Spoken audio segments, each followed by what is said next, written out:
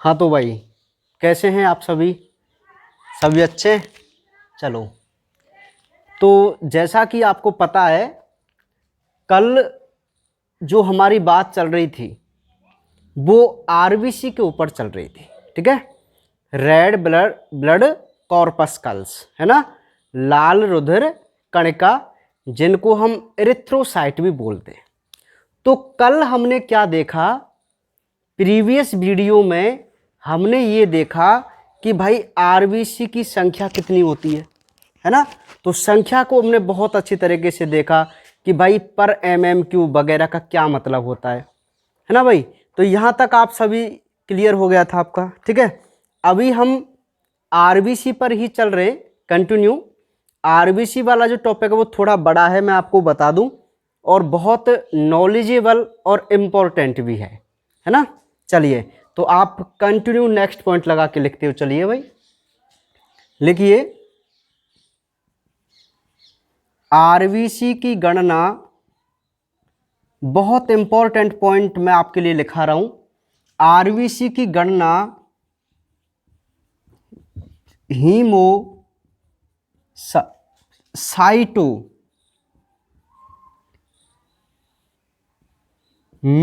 द्वारा की जाती है। आरबीसी की गणना हीमोसाइटोमीटर द्वारा की जाती है। नेक्स्ट पॉइंट, आरबीसी का जीवन काल 120 दिन का होता है। नेक्स्ट पॉइंट, आरबीसी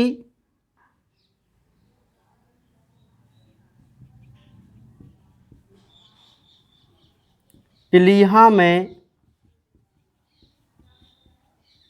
विघटित होती हैं, अतः इसे आरबीसी का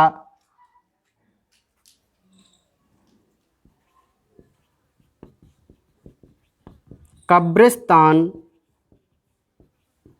कहते हैं। ठीक है, नेक्स्ट पॉइंट,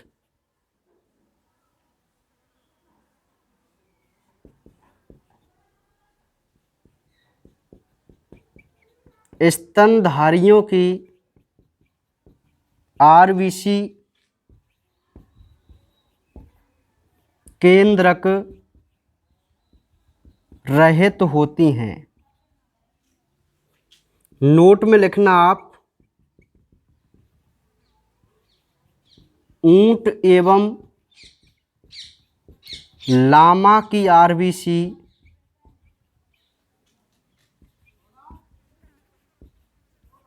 केंद्रक युक्त होती हैं।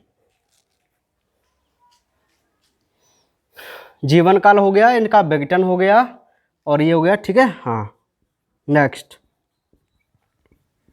आरबीसी में एक श्वसन वर्णक हीमोग्लोबिन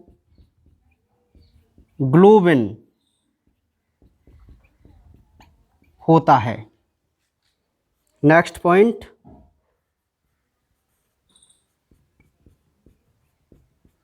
हीमोग्लोबिन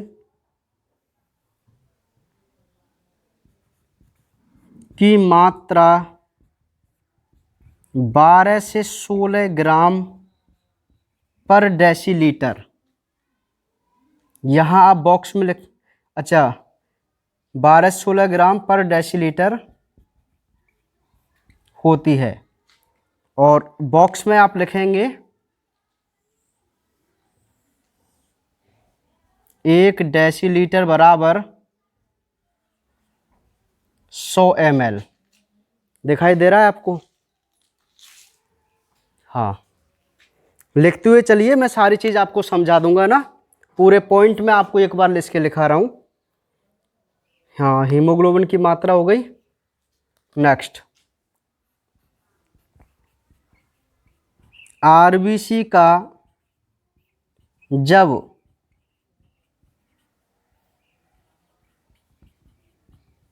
विघटन होता है तो हीम यकृत में संचित रहता है, जबकि ग्लोबिन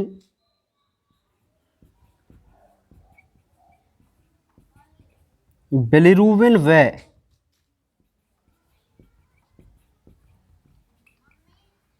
विलिवर्डन में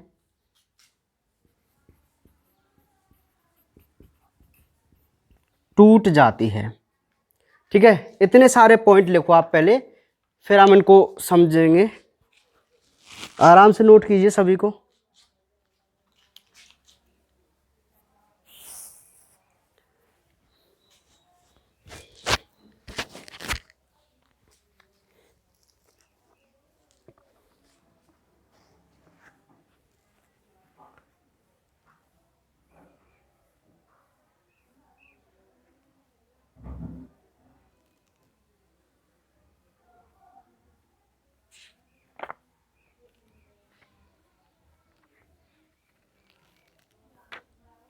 लिख लिए क्या?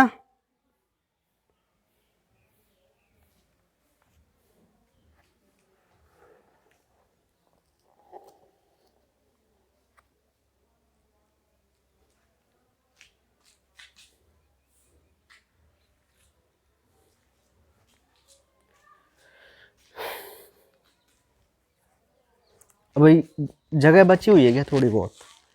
हाँ चलो, एक दो पॉइंट और लिखा दूं मैं ना।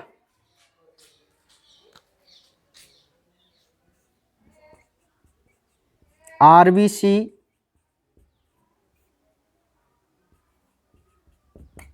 कुल कणिकाओं की 99% होती हैं। ठीक है, और एक पॉइंट और मैं यहाँ अब, रक्त का लाल रंग आरबीसी मोस्टली हीमोग्लोबिन के कारण होता है। ये सारे पॉइंट जो हमने लिखाए हैं ये कंप्लीट आरबीसी के बारे में है ना। अच्छा, ये निचला पॉइंट आपको नहीं दिख रहा है ना, निचला पॉइंट आपको नहीं दिख रहा, कोई बात नहीं,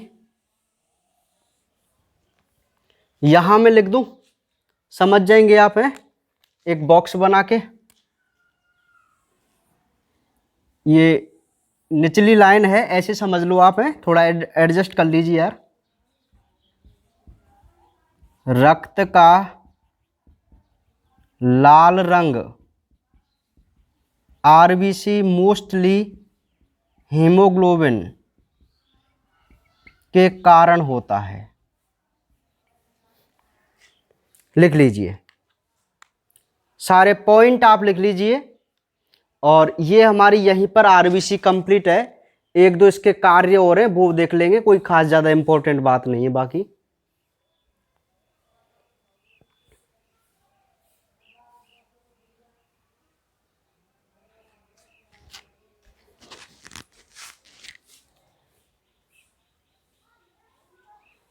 लिख लिया? चलिए सुनो तो भाई, ध्यानपूर्वक आप मेरी बात को समझो। आज हम इन कणिकाओं को कंप्लीट कर लेंगे बिल्कुल, है ना। 2-3 दिन हो गए इनको, ज़्यादा दिन चलाना भी अच्छा नहीं लगेगा। तो सुनिए भाई, सबसे पहला पॉइंट कि आरबीसी को जो हम काउंट करते हैं, यानी कि आरबीसी का जो हम कैलकुलेशन करते हैं, वो एक विधि से करते हैं जिसे हम हीमोसाइटोमीटर कहते हैं। क्या कहते हैं? हीमोसाइटोमीटर। तो आप इसको याद रखना कि आरबीसी का काउंट, आरबीसी की जो गणना की जाती है वो किस विधि या किस यंत्र से की जाती है, तो हीमोसाइटोमीटर से की जाती है। ठीक है। नेक्स्ट, आरबीसी का जो जीवन काल है, आरबीसी का जो जीवन काल है वो कितने दिन का होता है, 120 दिन का होता है। सबसे लंबा इसका जीवन काल होता है। क्यों? इसके पास एक रीजन है, क्योंकि ये क्या है, केंद्रक रहित होती है। आरबीसी केंद्रक रहित होती है। यदि इसमें केंद्रक नहीं है तो कोई गुणसूत्र वगैरह नहीं होगा। ठीक है, मतलब डीएनए पार्ट नहीं होता इसमें। और यदि इसमें डीएनए पार्ट नहीं है ना, तो ये क्या करती है कि अपने आप को रिप्लिकेट नहीं कर पाती है। समझ में आ रही है बात? तो इसलिए ये बहुत अधिक लंबे समय तक जीवित रहती है। इसके जीवन काल का लंबे होने का मेन रीजन है ये केंद्रक रहित होना इसका। ठीक है। नेक्स्ट पॉइंट, आरबीसी जो होती है वो प्लीहा, जिसको हम स्प्लीन बोलते हैं, और वैसे एक यकृत भी है।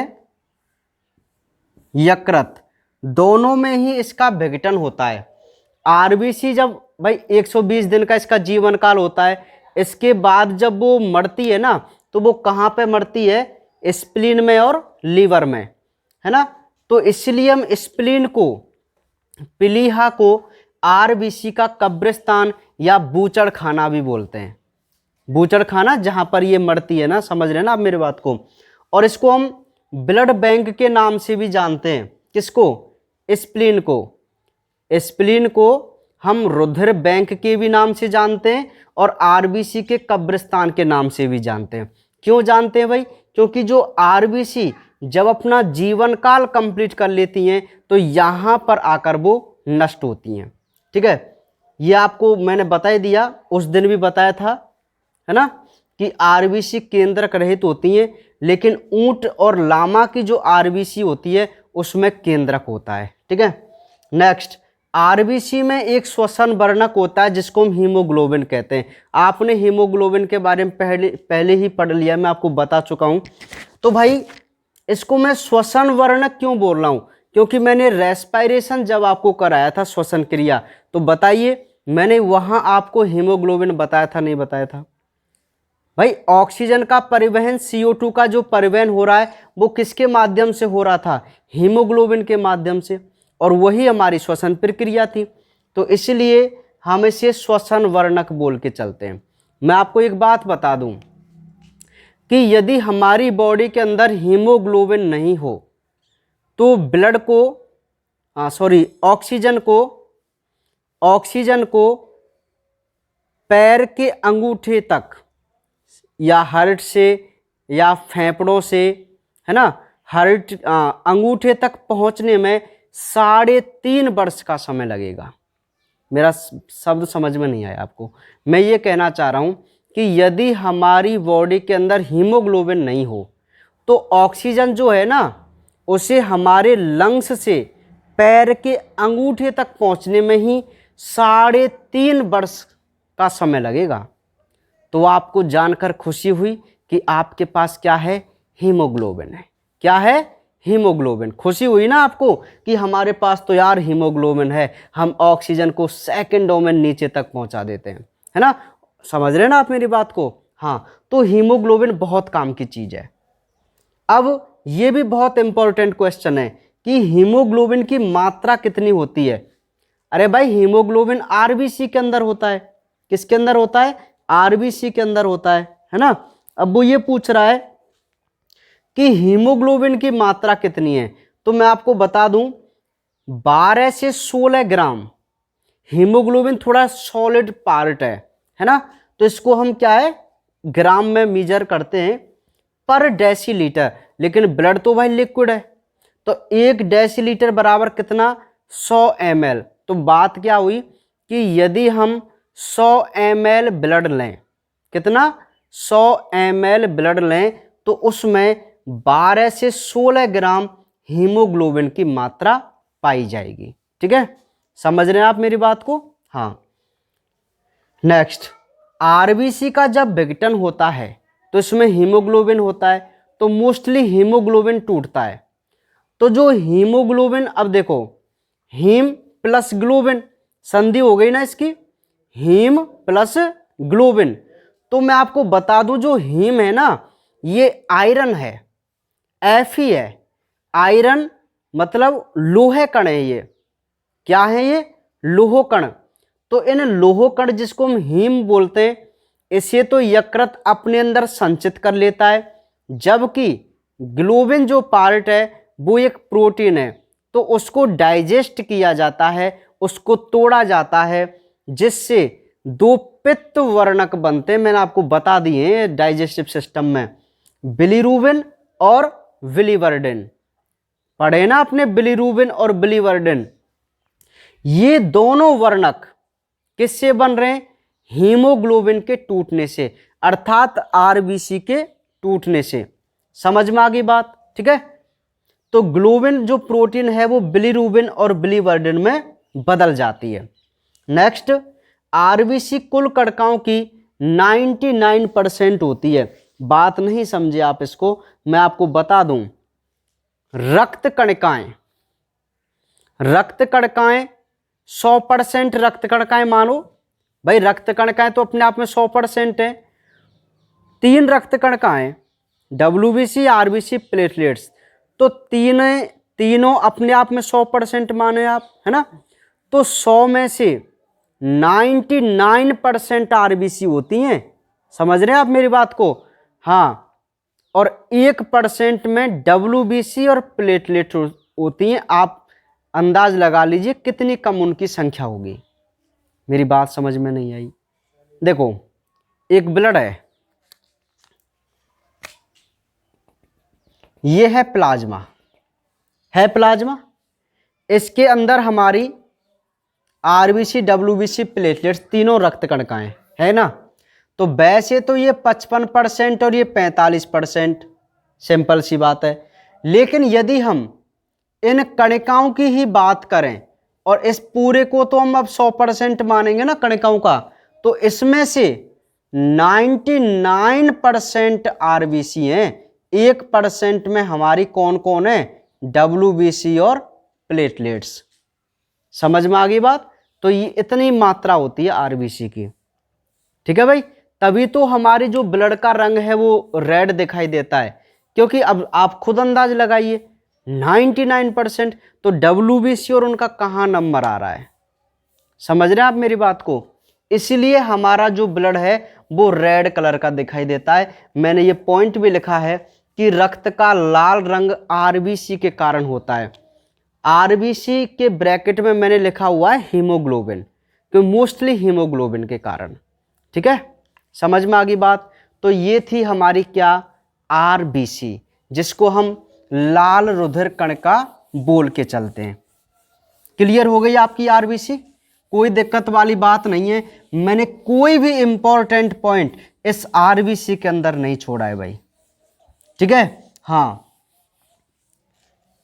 हर इंपॉर्टेंट पॉइंट जो नीट में या हर कंपटीशन एग्जाम में पूछा जाता है ना, वो मैंने आपको यहां पर राइट डाउन और आपके सामने उजागर किया है, ठीक है। कार्य की यदि मैं बात कर दूं तो एक बहुत सिंपल सी बात है। देखो, एक तो ऑक्सीजन का परिवहन और एक CO2 का परिवहन, 2 कार्य लिख दो, कोई ज्यादा बड़ी बात नहीं है। सिंपल से कार्य लिख दो। कार्य किसके, आरबीसी के। पहला O2 का परिवहन, दूसरा CO2 का परिवहन। O2 का परिवहन और CO2 का परिवहन, 2 कार्य लिख दो, सफिशिएंट है ना। समझ में आ गई बात, लिख दिए। बहुत सिंपल है, कोई दिक्कत वाली बात नहीं है। आप सभी जानते हैं भाई, आरबीसी के अंदर यार हीमोग्लोबिन है, और हीमोग्लोबिन O2 का परिवहन कराएगा लंग्स से शरीर में, और CO2 का परिवहन शरीर से लंग्स में, ठीक है। तो क्लियर सी बात है, O2 और CO2 का परिवहन।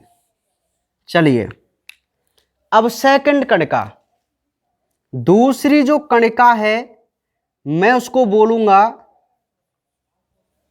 श्वेत रुधिर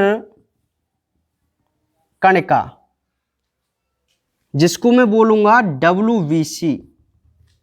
क्या है, WBC white blood corpuscle, white blood corpuscle, श्वेत रुधिर कणिका। क्लियर है? श्वेत रुधिर कणिका। फटाफट लिखते चलो हैं। लिखिए भाई, इसे ल्यूकोसाइट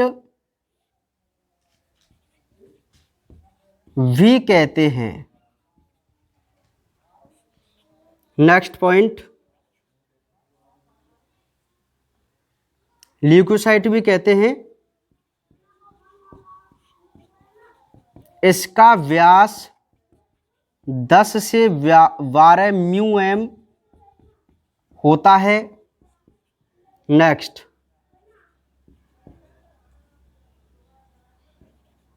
यह है प्रतिरक्षी कोशिका है। नेक्स्ट पॉइंट,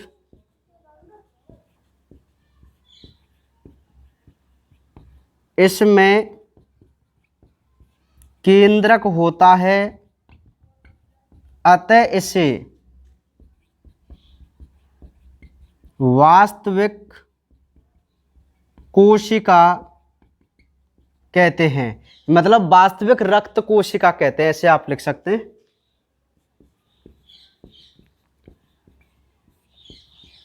इसकी संख्या 6000 से 8000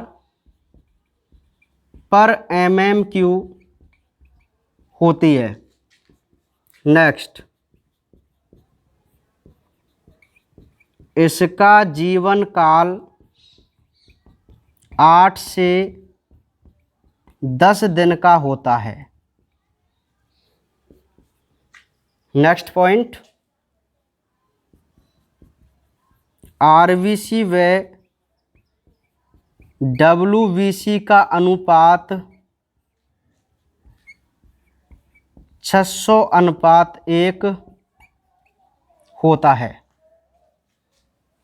नेक्स्ट,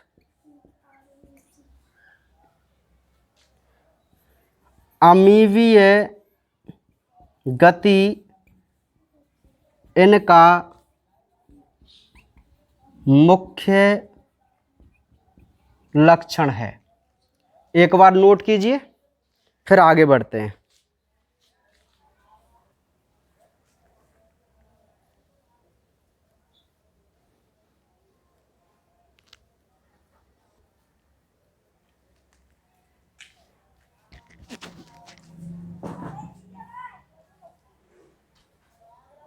ठीक है, चलो।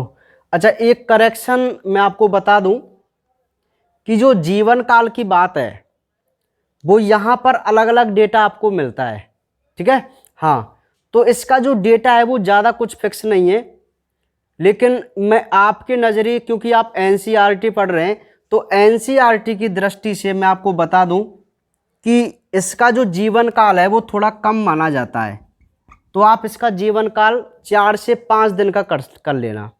ठीक है, थोड़ा जो प्लेटलेट्स हैं उनका हम थोड़ा 5 से 7 दिन, 1-2 दिन बढ़ा देंगे, है ना। बाकी यदि हम 8-10 दिन भी, क्योंकि इनका जीवन काल 100 दिन तक का भी होता है ना, कोई दिक्कत वाली बात नहीं है। पर आपके लिए जो ज़्यादा सही है वो 4 से 5 दिन रहेगा NCERT के लेवल से यदि हम बात करें। ठीक है, तो ये करेक्शन आप कर लेना, कोई दिक्कत नहीं है। चलिए, ये हो गया भाई। तो सिंपल सी बात है यार, ल्यूकोसाइट कहते हैं इसको, प्रतिरक्षी कोशिका, क्योंकि शरीर में इम्यून सिस्टम बनाती है। इसमें केंद्रक होता है। देखो, रक्त कणिकाएं 3 हैं, उन तीनों में से केवल इसी में केंद्रक होता है, इसीलिए इसे हम वास्तविक रक्त कोशिका कहते हैं। ठीक है, इसकी संख्या मात्र 6 से 8000 होती है, बहुत कम होती है ना। और इनका जो जीवन काल है वो 4 से 5 दिन का होता है, मतलब सबसे कम होता है। नेक्स्ट, RBC और WBC का अनुपात, ये आप जरूर याद रखो। कहने का मतलब ये है कि RBC WBC से 600 गुनी अधिक, हाँ, आरबीसी डब्ल्यूबीसी की 600 गुनी अधिक होती हैं। अमीबीय गति करना इनका मुख्य लक्षण है। मतलब अमीबा, अभी मैं आपको बताऊंगा कि अमीबा क्या है। अमीबा एक प्रोटोजोआ में आता है, एक छोटा सा प्राणी है, एक छोटा सा जीव है, हल्का सा कीट जैसा है ना, पानी में रहता है। तो वो अमीबा जो है ऐसे चलता है ना, ऐसे। तो अमीबा की तरह चलना इन कोशिकाओं का मुख्य लक्षण होता है। ठीक है, तो ये केवल डब्ल्यूबीसी के बारे में बात है, अभी हमने इसका क्लासिफिकेशन नहीं किया है। तो ये ओवरऑल डब्ल्यूबीसी की बात है।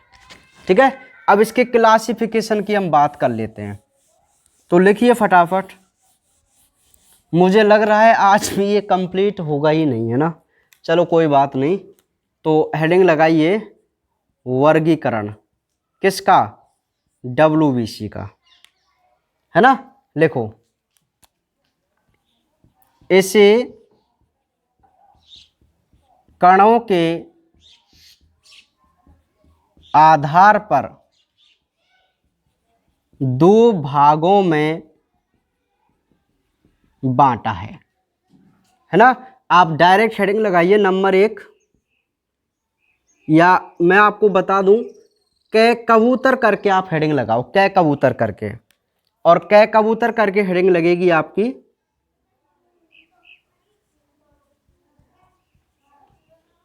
कणिका युक्त, जिसको हम बोलेंगे ग्रेन्यूलोसाइट,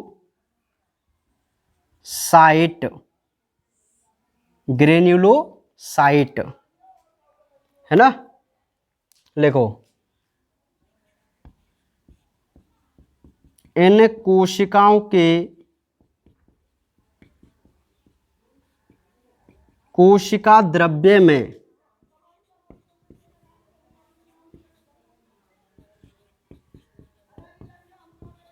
अभिरंजन ग्रहण करने वाले कण होते हैं। ये 3 प्रकार की होती हैं। Number A heading neutrophil.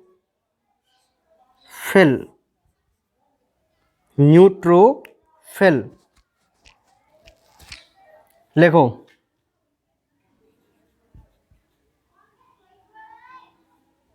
इसकी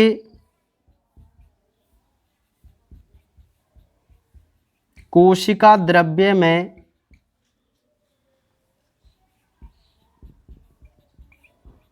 उदासीन रंजी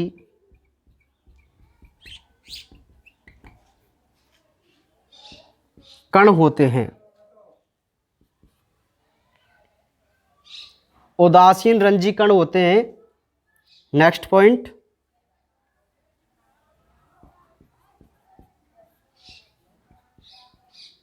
इसका केंद्रक 2 से 7 पिंडों का बना होता है। इसमें कोशिका पारण की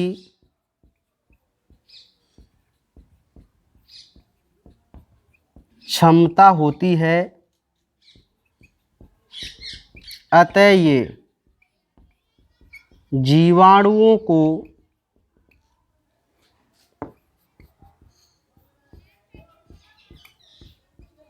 नष्ट करती है। 65%। लिख लीजिए आप।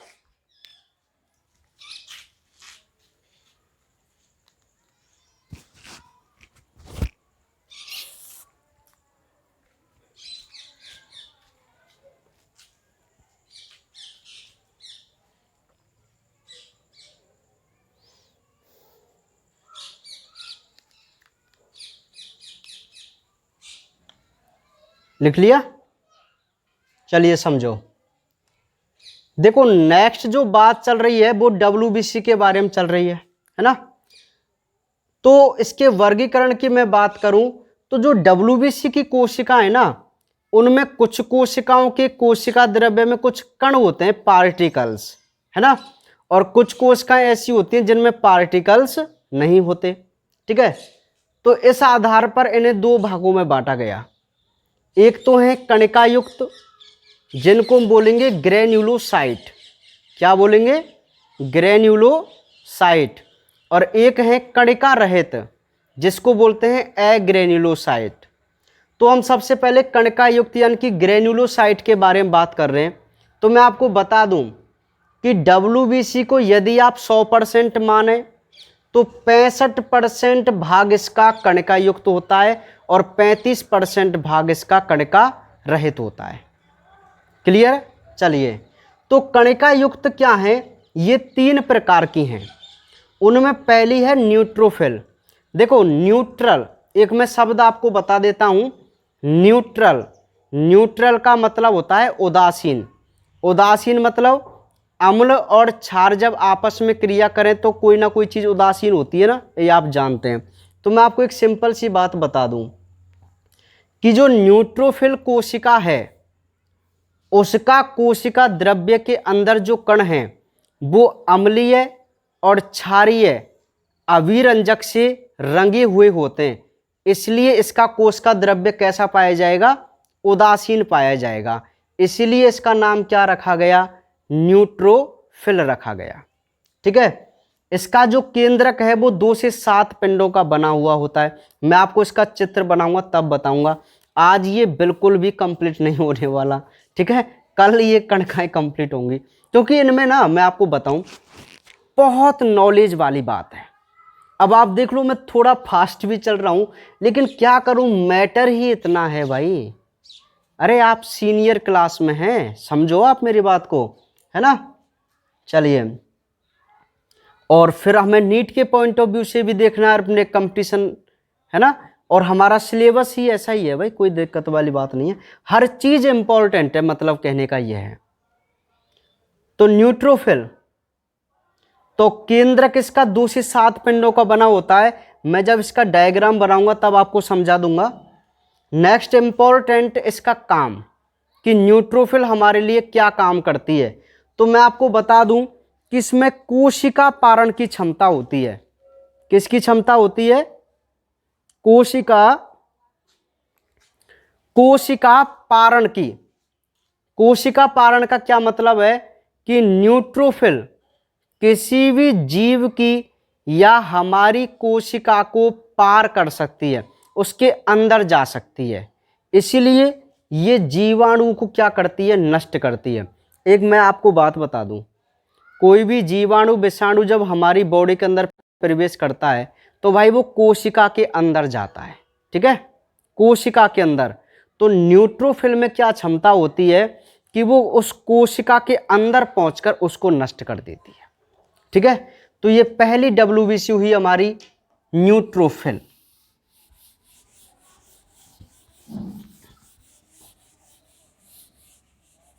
सेकंड लिखिए आप,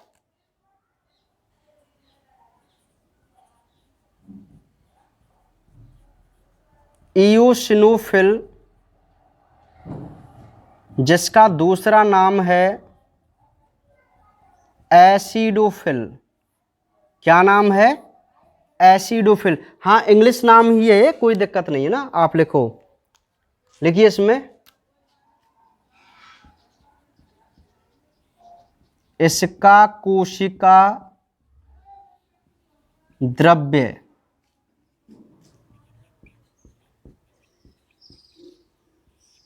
अम्लीय अभिरंजक इओसिन से गुलाबी अभिरंजित होता है।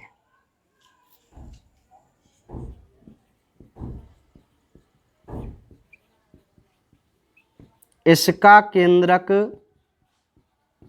द्विपिंडीय होता है। नेक्स्ट, यह है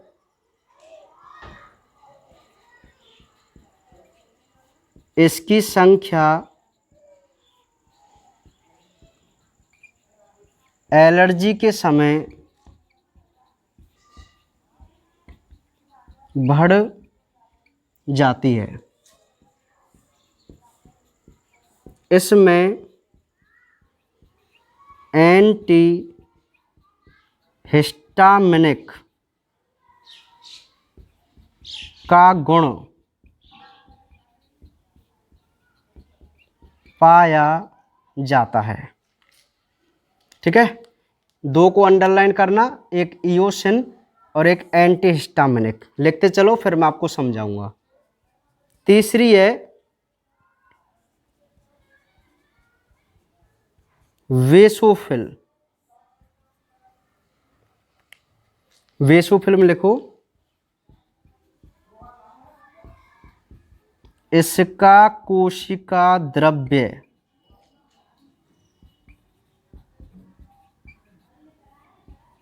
क्षारीय अभिरंजक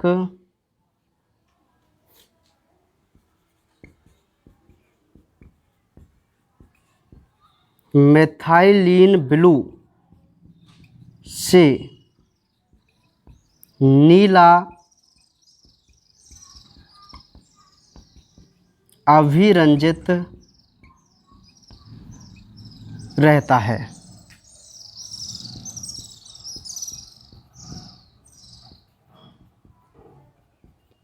इसका केंद्रक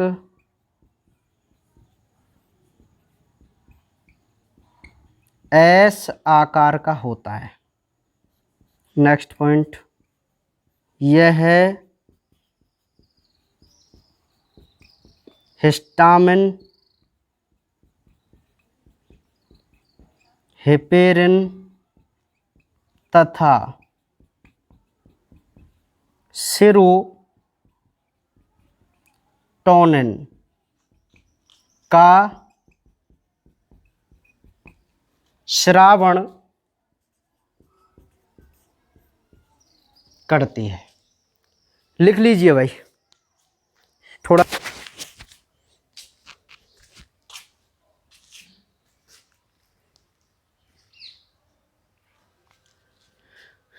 ठीक है, तो ये नोट कर लिया आप सभी ने।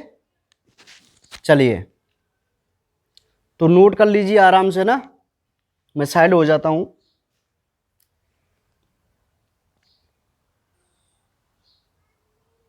फटाफट लिखो।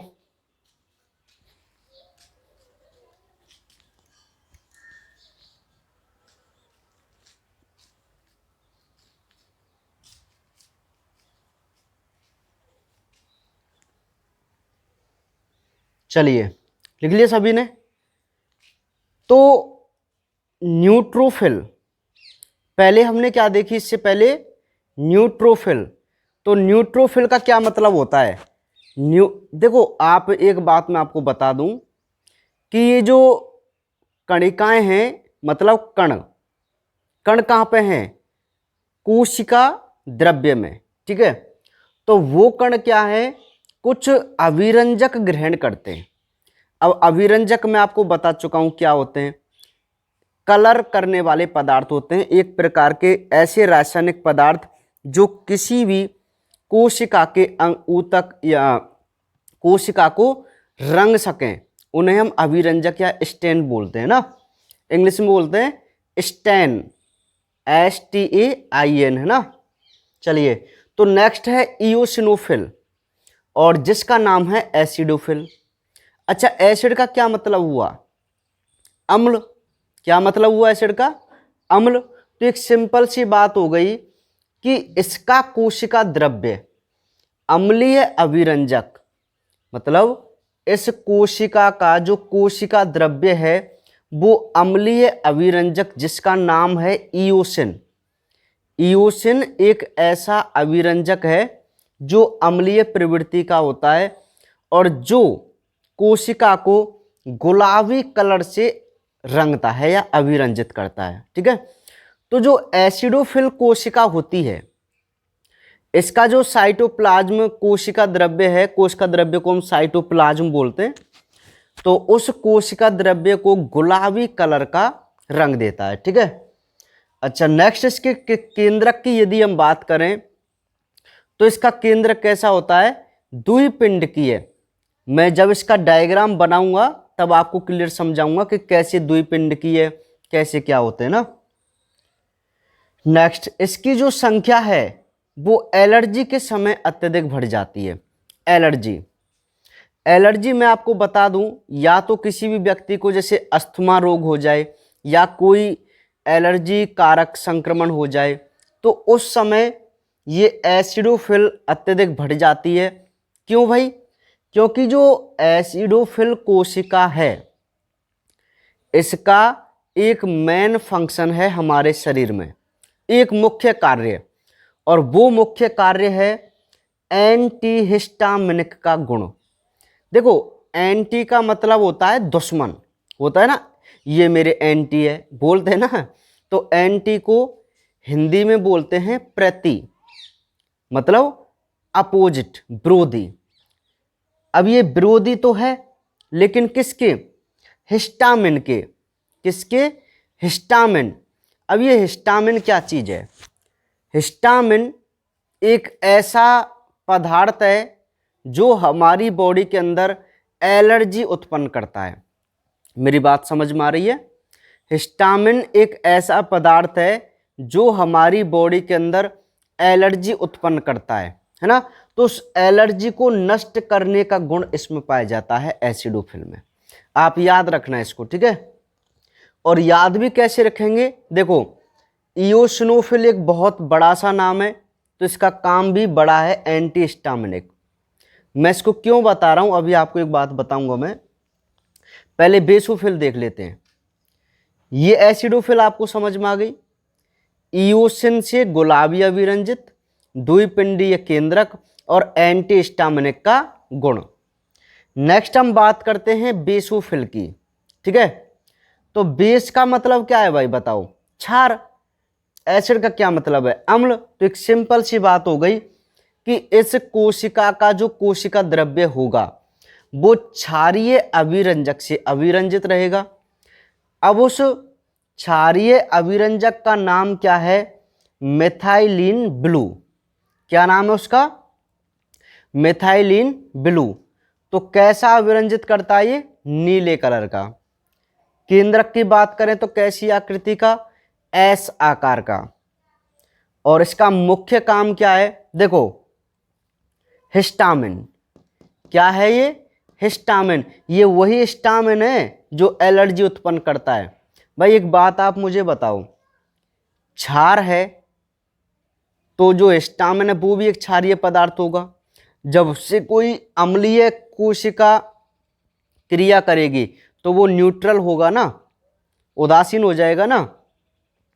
तभी तो अम्लीय प्रवृत्ति की कोशिका एंटीहिस्टामिन का गुण रख रही है, क्योंकि इस हिस्टामिन का स्रावण कौन कर रही है? बेसोफिल, क्षारीय कोशिका, ठीक है।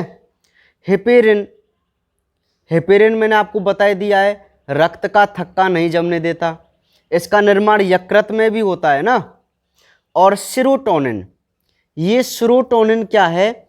सेरोटोनिन एक ऐसा रसायन होता है जो हमें, हमारे माइंड को एक्टिवेट करता रहता है ना, और हमें खुश रखने की कोशिश करता है, हैप्पी रखने की, ठीक है।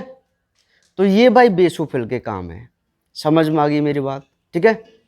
तो ये बात हुई भाई हमारे WBC के कणिका युक्त कोशिकाओं की, जो कि 3 प्रकार की हैं, न्यूट्रोफिल, इओसिनोफिल और बेसोफिल, ठीक है।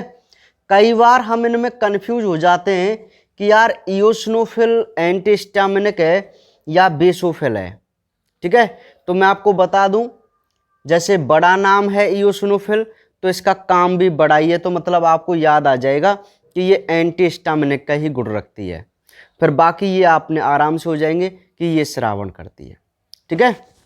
तो आज केवल इतना ही पढ़ेंगे और बाकी बातें करेंगे कल, ठीक है।